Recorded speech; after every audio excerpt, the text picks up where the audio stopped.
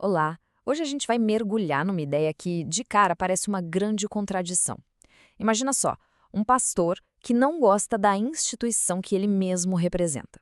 Como assim? Pois é, vamos tentar entender essa história.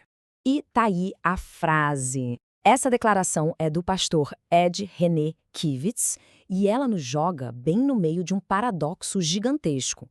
Um profissional da religião que, ao mesmo tempo, expressa uma frustração enorme com ela. Então, a pergunta que fica é essa: como é que um pastor chega a esse ponto? É essa jornada que a gente vai explorar agora para entender a visão que nasce desse conflito todo. É a partir dessa angústia toda que o Kivitz propõe uma solução. Ele vai buscar inspiração lá na igreja primitiva, aquela descrita no livro de Atos, que ele mesmo chama de rebelde, selvagem, meio fora da caixa. E essa visão se transforma numa missão bem radical, né? A ideia é criar um espaço para quem não se encaixa na religião organizada e, mais ainda, um lugar para quem foi deixado de lado ou até marginalizado por ela. Tá, mas como seria essa comunidade ideal na prática? E, principalmente, por que ela seria o oposto da religião que tanta gente rejeita?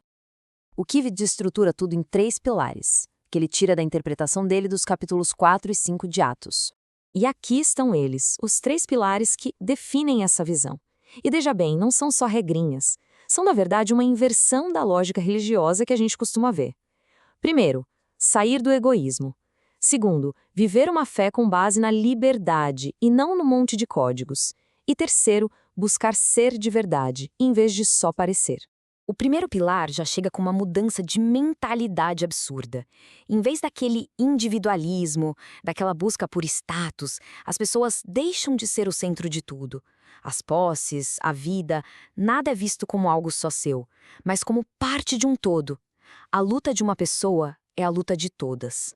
O segundo pilar ataca de frente o legalismo, sabe? Aquela coisa que afasta as pessoas. A comunidade não é guiada por um manual de pode e não pode. As ações nascem de um coração transformado, de um desejo genuíno. É como alguém que está apaixonado, entende? A pessoa não faz as coisas por obrigação, mas por um impulso de amor que vem de dentro. E para a gente entender o terceiro pilar, a gente precisa conhecer a história de Ananias. Ele vendeu uma propriedade e doou uma parte do dinheiro para a comunidade, só que ele mentiu. Falou que era o valor total. Ele não agiu por convicção, mas para ser aceito, para parecer generoso, para, sabe, fazer parte do clube. A bronca do apóstolo Pedro no Ananias mostra exatamente qual é o problema. É tratar a fé como uma performance, uma encenação para ganhar status, em vez de uma relação honesta com Deus. Então chegamos no ponto central do terceiro pilar. A comunidade ideal é um lugar de autenticidade, um espaço onde as pessoas não precisam fingir para serem aceitas, onde se rejeita o jogo social e as máscaras da religião. O que importa são as relações de verdade com Deus e com os outros. Mas claro, na vida real, como é que essa visão tão ideal sobrevive? É aqui que o Kivitz apresenta uma metáfora bem forte para descrever a tensão que é inevitável. Ele diz que a igreja é um monstro de 2 cabeças. Essa imagem captura perfeitamente o conflito entre a comunidade viva, de pessoas, e a instituição formal, que existem juntas no mesmo espaço, muitas vezes de um jeito bem desconfortável.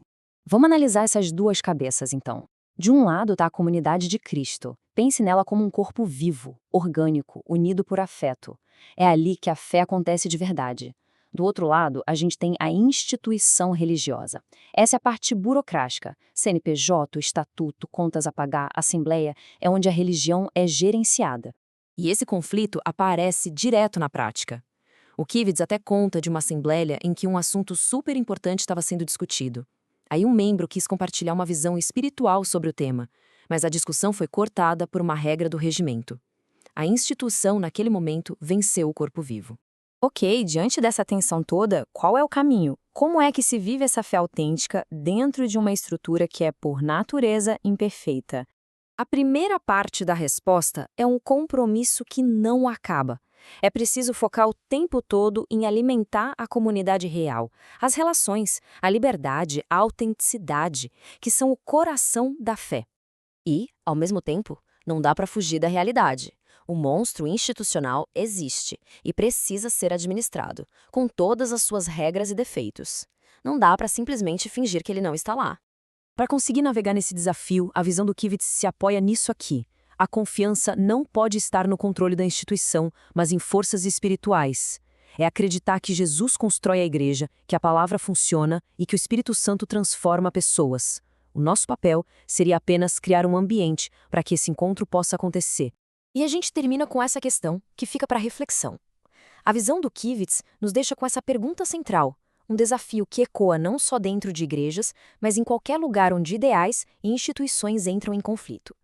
Será que é possível manter a alma viva dentro da máquina? A resposta, talvez, esteja na própria jornada.